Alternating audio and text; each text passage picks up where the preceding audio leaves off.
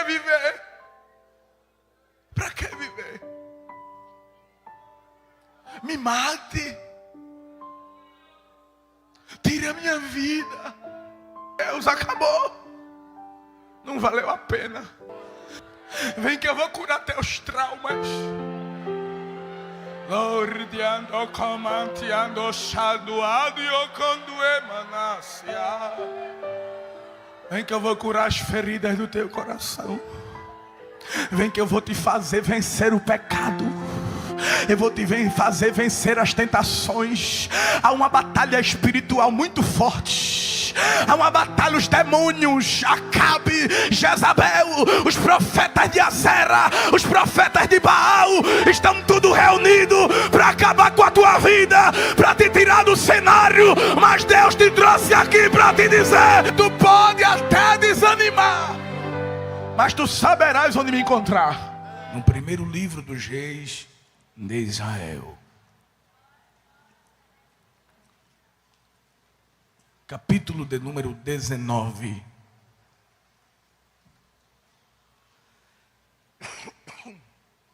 Desculpe, meus irmãos.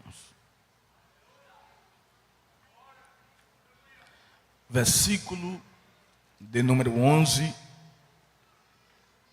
ao verso de número 13. Diz assim a palavra de Deus. E ele lhe disse: sai para fora e põe-te neste monte perante a face do Senhor. E eis que passava o Senhor, como também um grande e forte vento, que feria os montes e quebrava as penhas diante da face do Senhor. Porém, o Senhor não estava no vento, e depois do vento um terremoto. Também o Senhor não estava no terremoto. E depois do terremoto um fogo, porém também o Senhor não estava no fogo. E depois do fogo uma voz mansa e delicada. E sucedeu que, ouvindo-a, Elias envolveu o seu rosto na sua capa e saiu para fora e pôs-se à entrada da caverna. E eis que veio a ele uma voz que dizia: que fazes aqui, Elias? Quem diz amém, queridos irmãos? Queridos, o tema deste congresso nesta noite é: levanta-te, não é o fim. Baseado na vida e história do profeta Elias. Elias, ele é um dos profetas mais conhecidos das Sagradas Escrituras. E por isso todos nós conhecemos a história deste profeta de forma singular. É preciso dizer que também Elias, ele é conhecido como o profeta do fogo, pois foi um homem que Deus, por diversas vezes, se manifestou por meio dele, através deste fenômeno da natureza, o fogo. A vida e ministério do profeta Elias está registrada tanto no primeiro livro dos reis de Israel, como também no segundo livro dos reis de Israel. Isso se inicia-se no capítulo 17 do primeiro livro dos reis de Israel e vai até o capítulo 2 do segundo livro dos reis. Além de Elias ter a sua história registrada no Antigo Testamento, ele também é mencionado diversas vezes no Novo Testamento, revelando a importância e o significado que este grande profeta teve nas Sagradas Escrituras. O nome Elias significa Jeová é Deus. E analisando a palavra de Deus, vamos perceber que não há muitas informações sobre a vida pessoal e familiar do profeta Elias. Sabemos apenas que ele era um tisbita, morador das terras de Gileade, que ficava ao leste do Jordão. O que também sabemos é que Elias exerceu seu ministério no Reino do Norte, em Israel, por volta do século 9 a.C., durante os reinados de Acabe e Acasias. Elias, ele surge de repente, diferente de outros profetas, que Deus se revelava para ele, fazendo uma vocação, revelando um projeto para ele, o vocacionando, como por exemplo Moisés, como por exemplo Jeremias, como por exemplo Isaías e Ezequiel, homens que Deus foi ao seu encontro, revelou uma vocação, uma chamada e os chamou para o ministério profético. Não é assim com Elias. Não vemos o início, a sua vocação, Deus se revelando para ele. Elias aparece no cenário bíblico nos dias do reinado de Acabe, e ele aparece de maneira inusitada. Ele profetiza em uma época muito difícil na história de Israel, um tempo de profunda apostasia e esfriamento espiritual que a nação estava vivendo, devido aos grandes pecados de idolatria praticados pela nação de Israel, influenciados por Acabe e por Jezabel. Os dias que Acabe reinou em Israel foram dias tenebrosos, dias de profundas e longas tempestades, dias escuros, dias de densas trevas.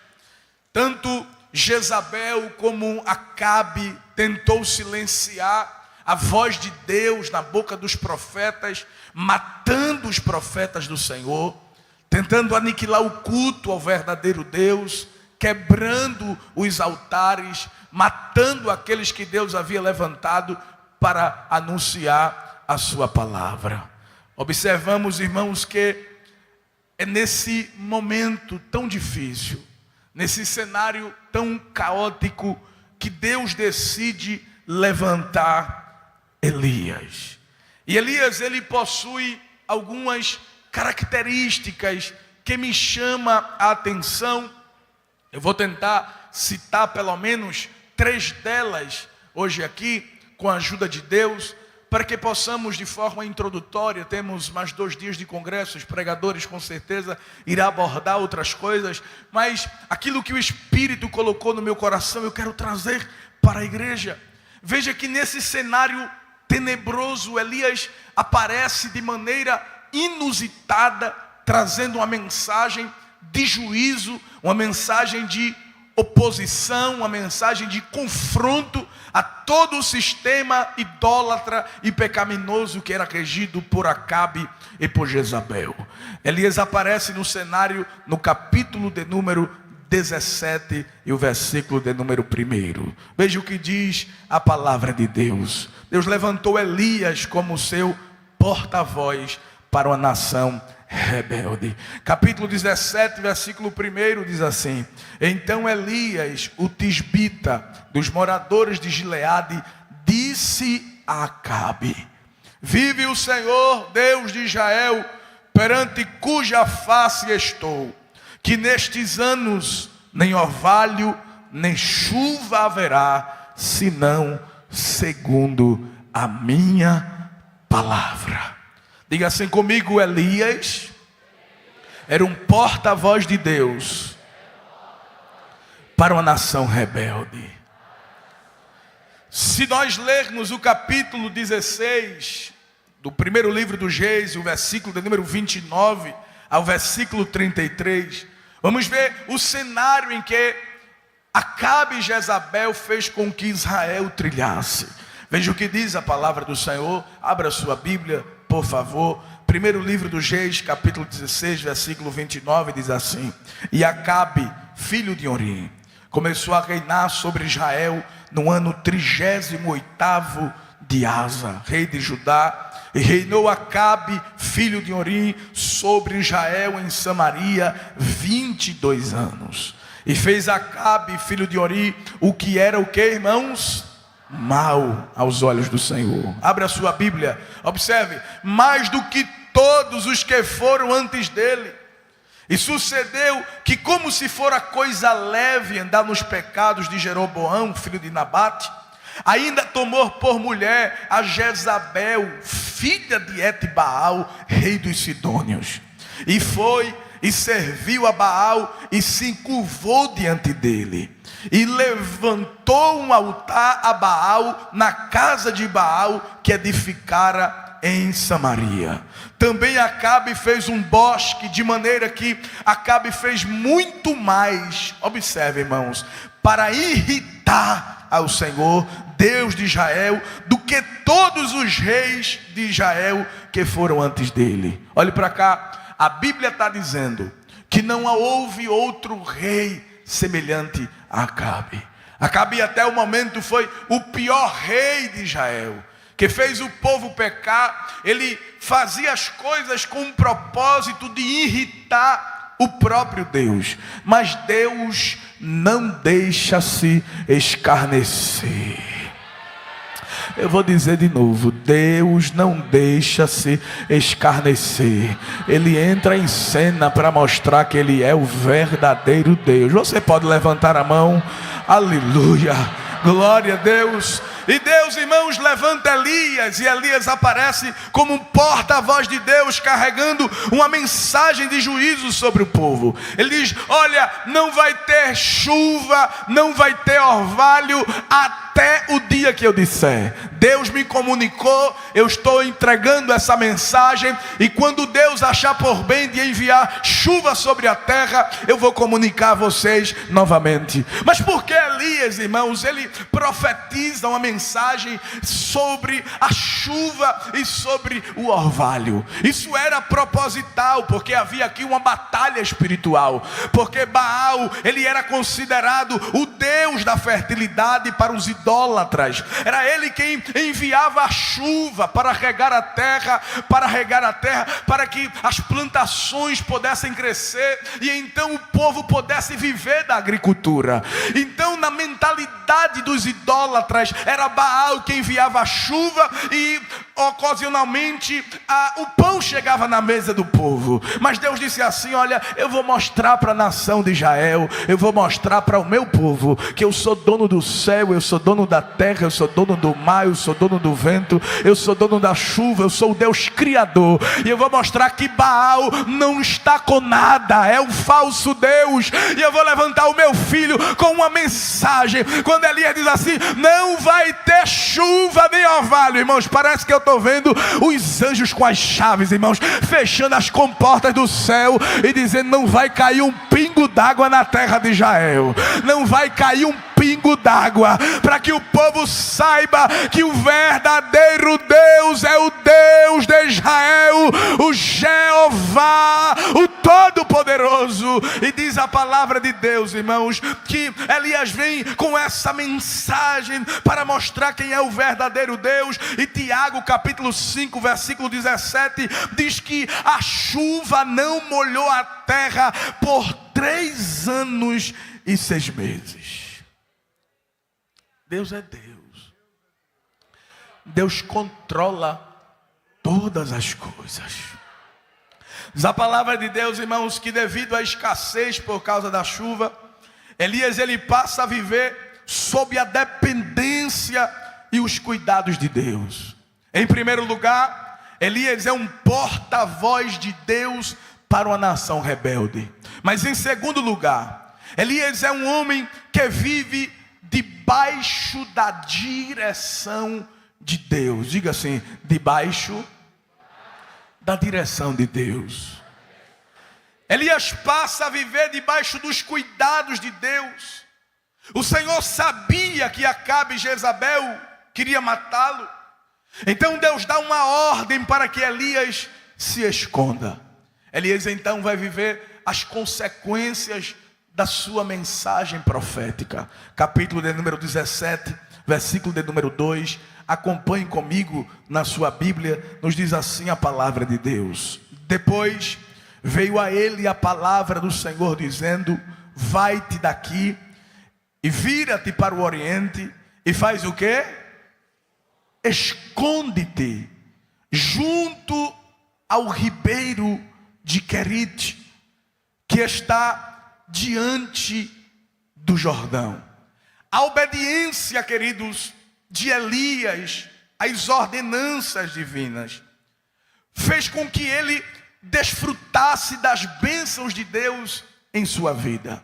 Em primeiro lugar, Deus lhe escondeu daqueles que queriam o seu mal. Diga comigo, Deus escondeu Elias daqueles que procuravam o seu mal. Diz a palavra de Deus no capítulo de número 17 e o versículo de número 3, que o Senhor diz: esconde-te. Era o tempo de Elias ficar escondido. Ele já havia aparecido, falado a mensagem, e tem hora que Deus quer que a gente se esconda. Foi a vontade de Deus assim. Deus estava preservando Elias, conforme o capítulo de número 18, irmãos, e o versículo de número 4. A Bíblia diz que Jezabel havia matado os profetas do Senhor, havia destruído os profetas do Senhor, e ela tinha um desejo muito grande de matar Elias.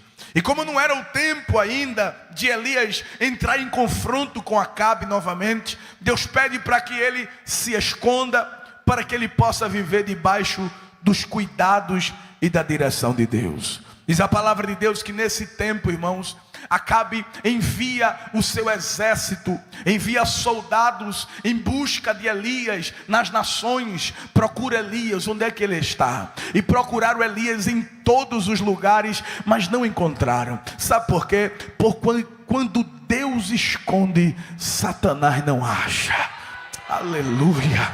Diz a palavra de Deus, capítulo de número 18, versículo de número 7, veja se isso não é verdade.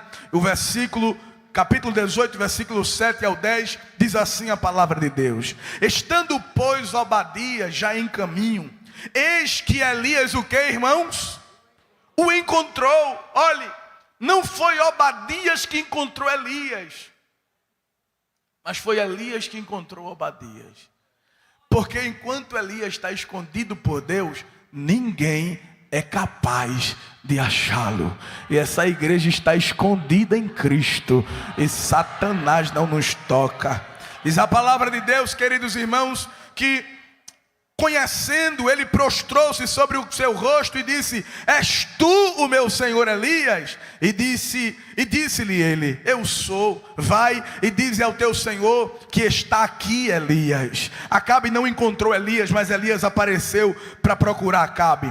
Porém ele disse: eis que pequei, para que entregues teu servo na mão de Acabe, para que me mate. Vive o Senhor teu Deus. Isso aqui é lindo, irmãos. Não houve nação nem reino aonde o meu Senhor não mandasse em busca de ti.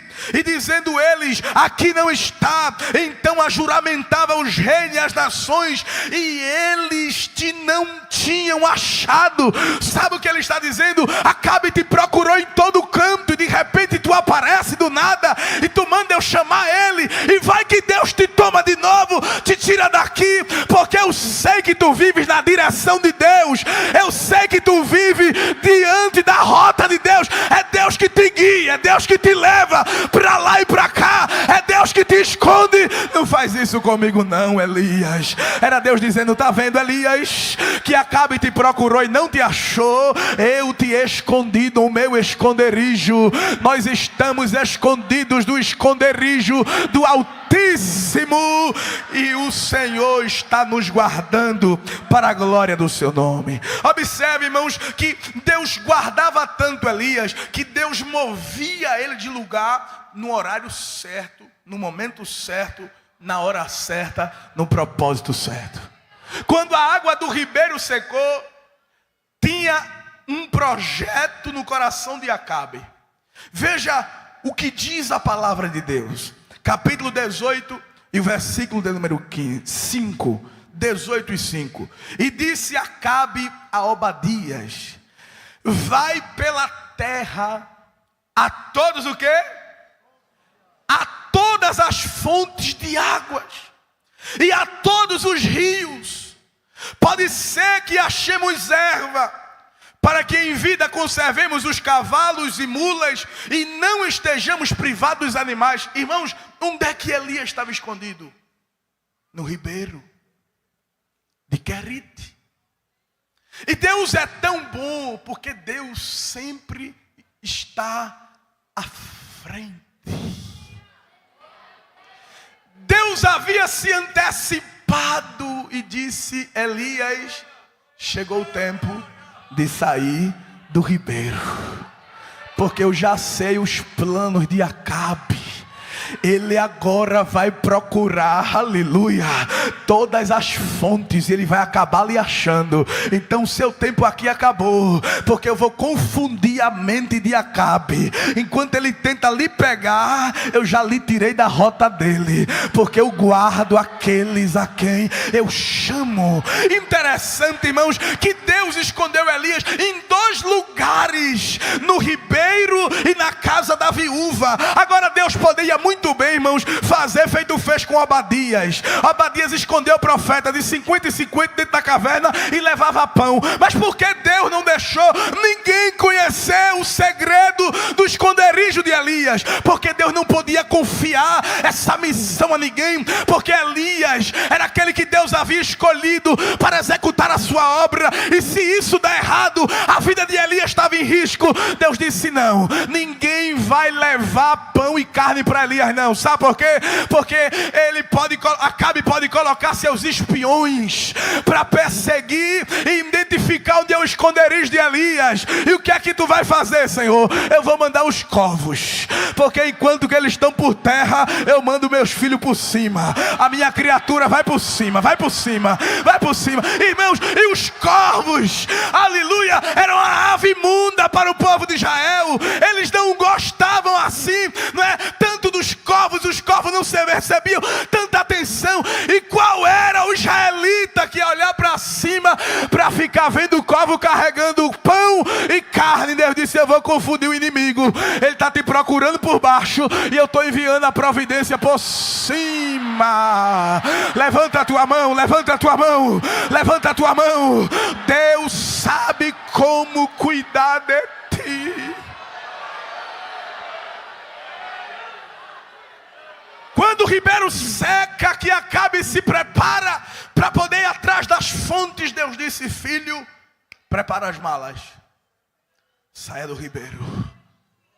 Eu vou lhe esconder em um lugar que Acabe nunca irá lhe procurar. Aonde, Senhor? Na casa de uma viúva, pobre. Está faltando tudo na casa dela. Tu acha que Acabe vai te procurar lá? Vai nada. Todo mundo conhece essa viúva, sabe que ela é pobre, sabe que ela não tem nada, e é para lá que eu vou te levar, porque quem obedece à minha voz é também beneficiado pelas minhas ordens. Eu vou te levar para a casa da viúva. Olha Deus movimentando Elias, olha Deus cuidando de Elias, porque o mapa da terra está na mão de Deus, a bússola está com Ele, é Ele que guia para onde Ele quer, é Ele que leva para onde Ele quer. E Deus te trouxe aqui neste congresso para te dizer: deixa eu dirigir a tua vida, deixa eu dirigir os teus passos. Vai ter lugar que eu vou querer te levar e tu vai dizer: Senhor, pra cá. Fica tranquilo, tá tudo debaixo do meu controle, tá tudo dentro do meu controle, tá tudo dentro da programação do céu. Não vai dar errado, porque Deus está cuidando de mim, de você. Elias era alguém, irmãos, que obedecia às ordens de Deus. Além dele ser um porta-voz, ele também era um homem guiado por Deus. Mas a terceira característica de Elias é que Elias era um homem de experiências com Deus. E as experiências com Deus fazem toda a diferença na nossa vida. Pergunte para quem está do seu lado: você tem experiência com Deus? Se não tem, Deus vai lhe dar, diga. Agora, Diga assim para ele: esse é o congresso da experiência.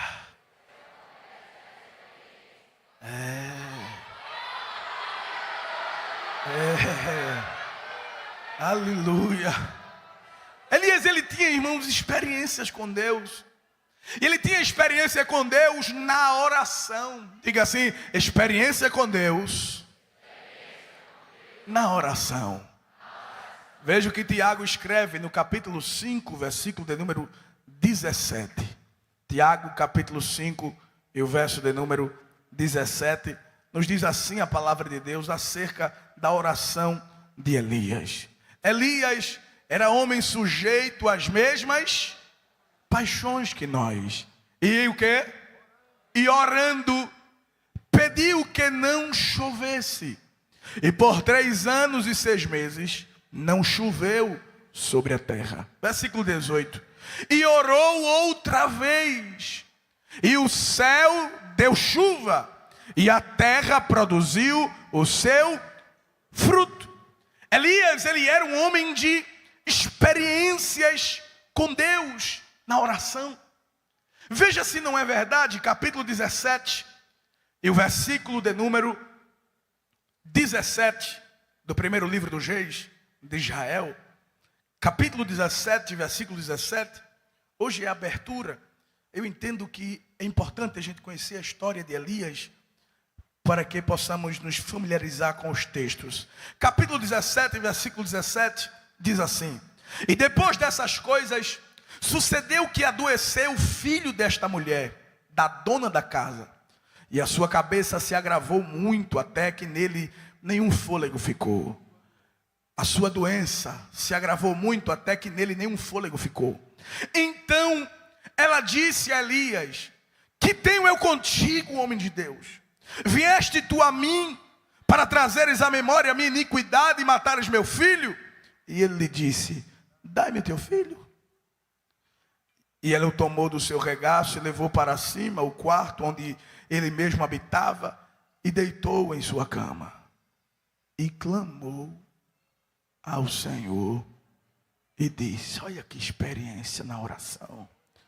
Ó Senhor meu Deus, também até esta viúva com quem eu moro afligiste, matando-lhe seu filho.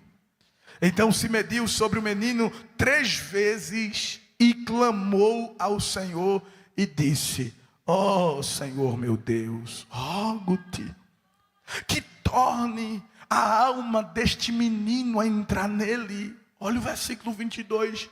E o Senhor ouviu a voz de Elias. A voz de Elias era conhecida pelo céu. Olhe para cá. Sabe por que muito crente está caído?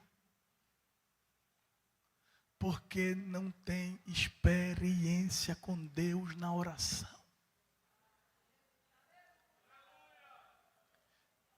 Quem tem experiência com Deus na oração, ele até pode desanimar, mas quando ele entrar num altar para falar com Deus, o céu se revela para ele. Te prepara para os diálogos com Deus. O Espírito te dará afinidade, te dará intimidade. Deus não dá acesso aos estranhos. Quem tem acesso ao secreto é os filhos. Por isso Jesus disse assim: quando tu fores orar, entra no teu aposento, fecha a porta e fala com teu Pai. Sabe por que a minha geração é mais fria do que a geração passada? Porque a minha geração ora menos do que a geração passada. Sabe por que a depressão está aumentando? Porque a gente ora menos. Pode até alguém não concordar, mas a menina disse aqui que passava mais tempo no celular. Então as ansiedades da vida, do dia a dia, correria e etc. E esse momento que a gente não reflete, não para se encontrar com Deus, faz com que a nossa alma fique sobrecarregada de tanta coisa. E as doenças psicossomáticas venham se aflorando. Mas hoje é noite de experiência. E o Espírito vai levantar os que estão caídos. O Espírito vai levantar os que estão caídos. Sabe por quê? Porque Deus vai se aproximar de ti. Sente Ele se aproximando de ti e te dizendo: entra no altar, entra. Eu vou te ferir hoje. Me ferir, Senhor, eu vou te ferir com fome e com sede, pela palavra e pela oração. Hoje tu vai sair daqui marcado e com vontade de ter experiências com Deus. Na oração a tua voz será conhecida pelos céus.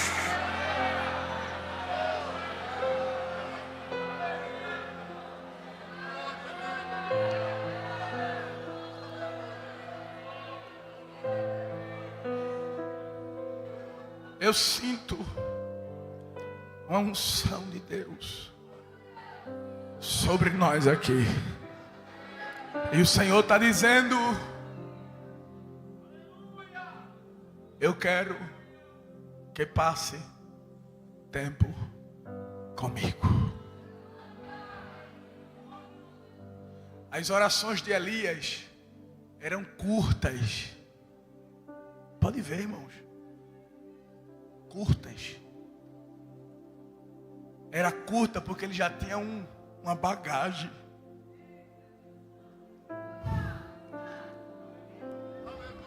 E quem tem intimidade não precisa falar muito não. Só diz assim: amigo, estou aqui. Aí ele vem.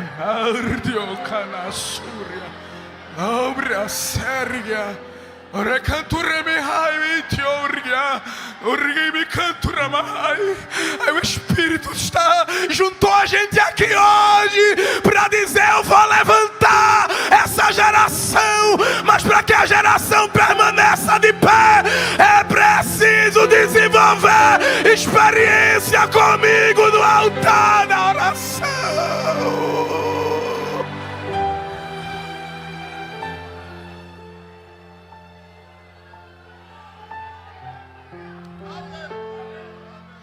Quem ora, escuta o que ninguém escuta.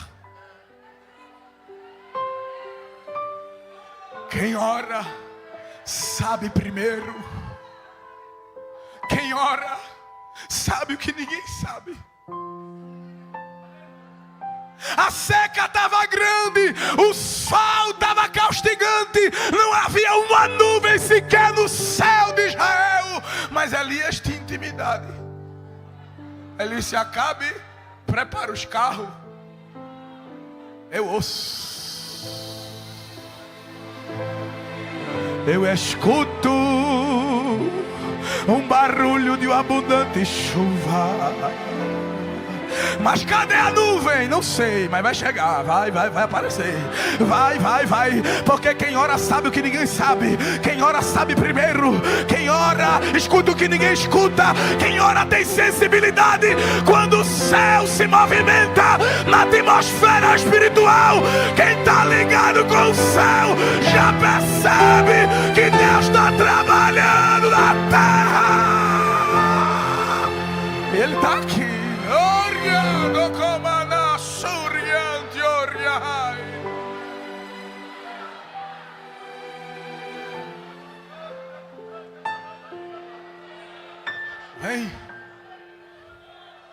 Vem para perto de mim, vem que eu vou te curar. Vem que eu vou curar teus traumas.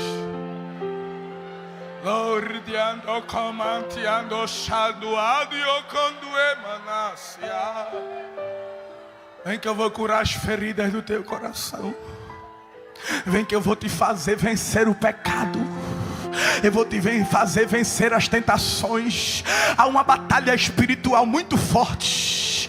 Há uma batalha, os demônios, Acabe, Jezabel, os profetas de Azera, os profetas de Baal, estão tudo reunidos para acabar com a tua vida, para te tirar do cenário. Mas Deus te trouxe aqui para te dizer: se esconde no meu altar, se esconde no meu altar, se esconde no meu altar.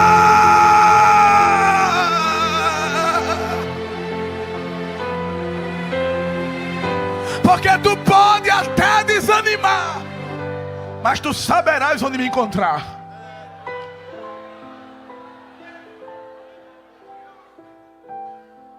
Eu vou fechar. Olha que barulho gostoso. É Ele. Ele está aqui. Olha o barulho. Sempre que ele vinha, pastor, tinha barulho, tinha barulho. Quando ele desceu no monte para falar com Moisés, tinha barulho, tinha relâmpago, tinha trovão, tinha vento, tinha tempestade, tinha fogo. Aleluia! Por isso, quando ele veio falar com Elias, teve barulho, mas a voz dele é mansa, é suave. Ele faz o barulho para dizer: eu estou chegando, eu já cheguei, eu vou falar. Olha o barulho do meio da igreja.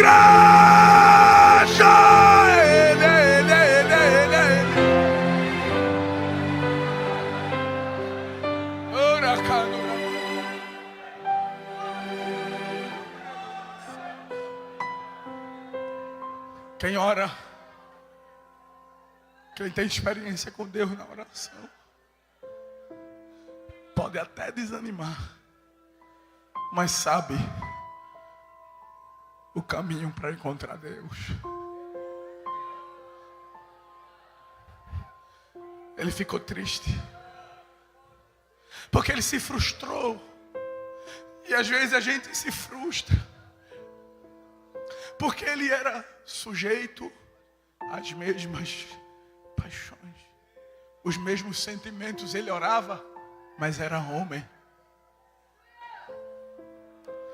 E ele orou, disse: Senhor, mostra para esse povo que tu és o verdadeiro Deus, para que eles creiam em ti. O desejo de Elias era ver Israel se converter. Mas quando o fogo cai, e de vez de haver conversão, houve perseguição, ele disse: não pode. Será que a minha pregação, o meu esforço, o que eu estou fazendo, não valeu a pena?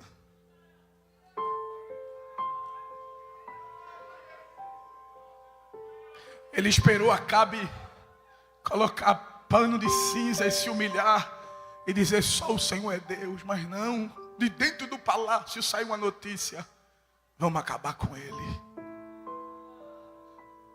E às vezes parece que a gente faz a vontade de Deus e o negócio aperta mais.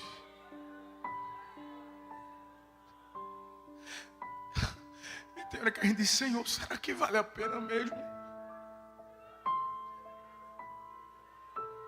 se desgastar,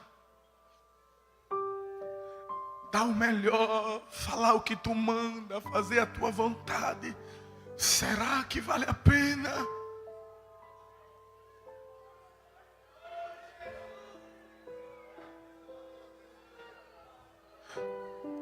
Aí ele está te dizendo: eu mostrarei para ti que sempre valerá a pena.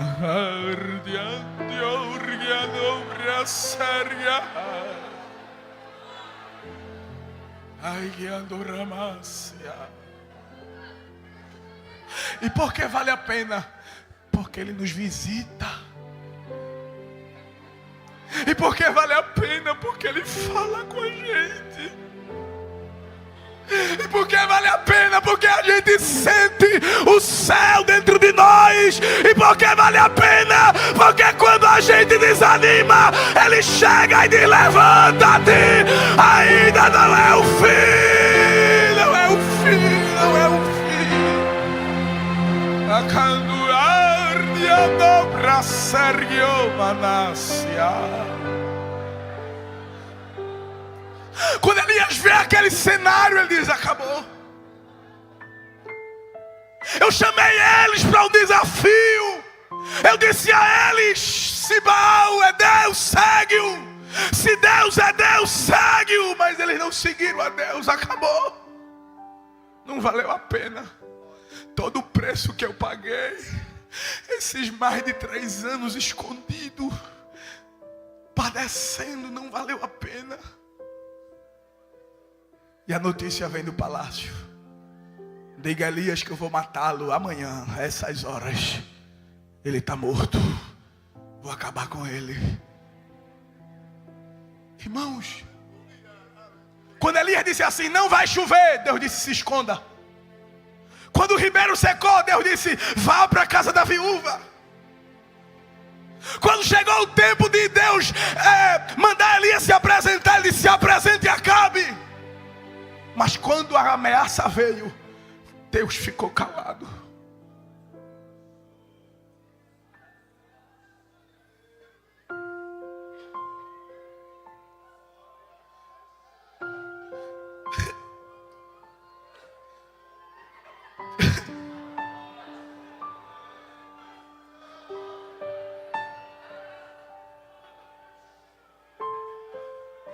Entendia que Deus testa a gente com o silêncio dele.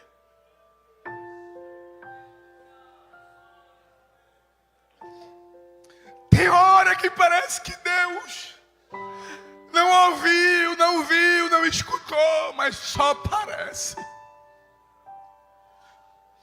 Ele está bem pertinho.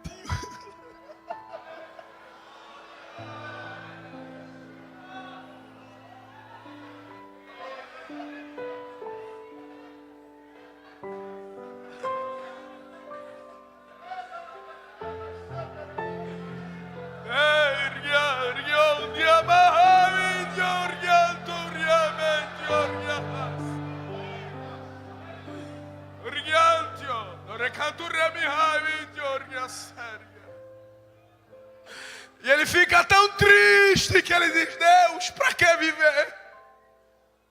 Para que viver? Me mate. Tire a minha vida. Eu não sou melhor do que meus pais. Para que ficar vivo para ver umas coisas dessas? Para ver essa injustiça, para ver tudo isso, para viver escondido, para ser perseguido. Eu não posso nem mostrar o meu rosto, eu não posso nem aparecer, eu não posso nem falar. Me mata. Para mim acabou. Para mim é o fim. Elias pegou as suas armas e disse: está aqui, Deus. Eu não quero mais não.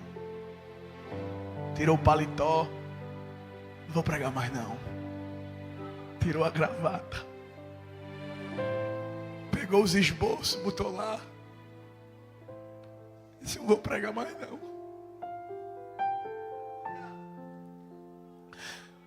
Mas como Deus não desiste da gente, mesmo que a gente desista dele, Deus disse: ei, na cláusula do acordo não tem desistência. Venha cá, que eu vou ler o contrato para você. Levanta-te. Não é o fim. Não é o fim. Não é o fim. Não é o fim. Deus disse: anjo, desce lá, que o bichinho tá triste. Vai lá. Aí o anjo vem. Acorda ele. Acorda, homem. Te anima. E tem hora que Jeová dá uns toques assim na gente. Não dá. Ele está dando agora com a palavra. Te anima. Te alegra. Te levanta. Come. Não é o fim não. Tem um negócio contigo. Vai. Te anima. Te levanta. Mas a gente insiste em insistir e desistir do que Deus tem com a gente. A gente insiste em insistir. Aí ele deitou de novo. Ele disse: vou nada. Hoje eu não vou para o culto não. Às vezes não é assim. Cadê? Hoje eu não vou não. Hoje eu vou pedir substituição da escala. Jesus está falando tanto aqui.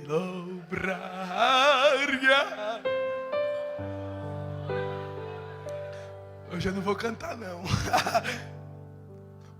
Aí o anjo foi de novo. Vai lá que eu conheço ele. Ele me ama. Ele só está desanimado.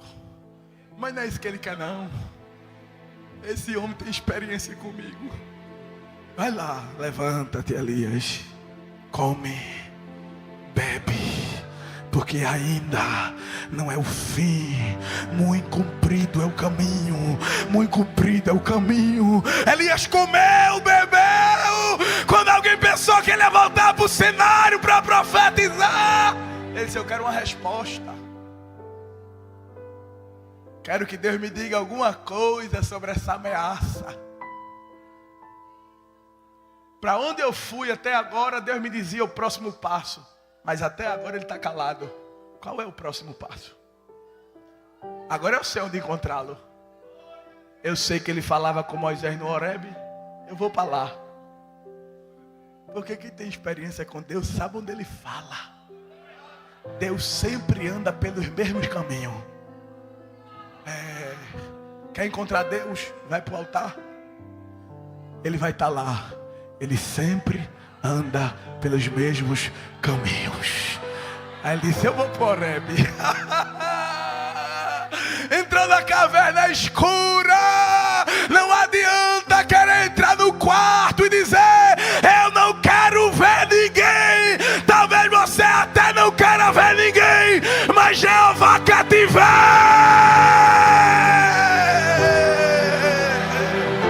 Se eu vou falar com ele.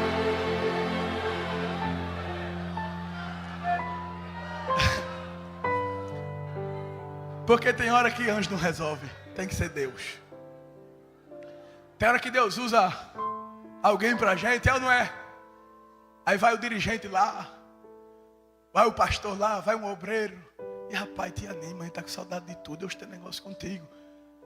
A gente até respira, mas desanima de novo. Tem coisa que tem que ser na experiência pessoal com Deus. Eu me lembro de um dia, pastor. Eu era adolescente. E o meu dirigente, irmão Geraldo, ele já está com o Senhor. Como eu amava aquele homem. E eu passei um período assim muito triste na minha adolescência. E um dia de domingo de noite eu não fui para o culto. Mas ele foi lá me buscar. Ele disse: eu vim te buscar. Eu disse: eu não vou não, eu estou ferido. Eu estou triste. E ele falou. Eu amava muito ele, mas eu estava triste. De repente, creia se quiser. Não paga para crer. Chegou um bêbado no portão da minha casa. Ele disse assim: se tu parar, tu sofrerás uma grande decepção. O que Deus tem contigo vai além da tua idade. Tu não pode parar. Aí eu comecei a chorar. Aí ele disse assim, ele me chamava de Aguinho, Maurício. Ele disse assim: Aguinho, eu falei alguma coisa que lhe machucou? Eu disse: não, vai na paz. Tu não entende isso aqui. Ele não entendia. Eu botei a roupa e fui para o culto. Eu estou aqui até hoje. Levanta a mão. Deus vai te buscar. Deus vai te buscar. Deus vai te buscar. Deus vai até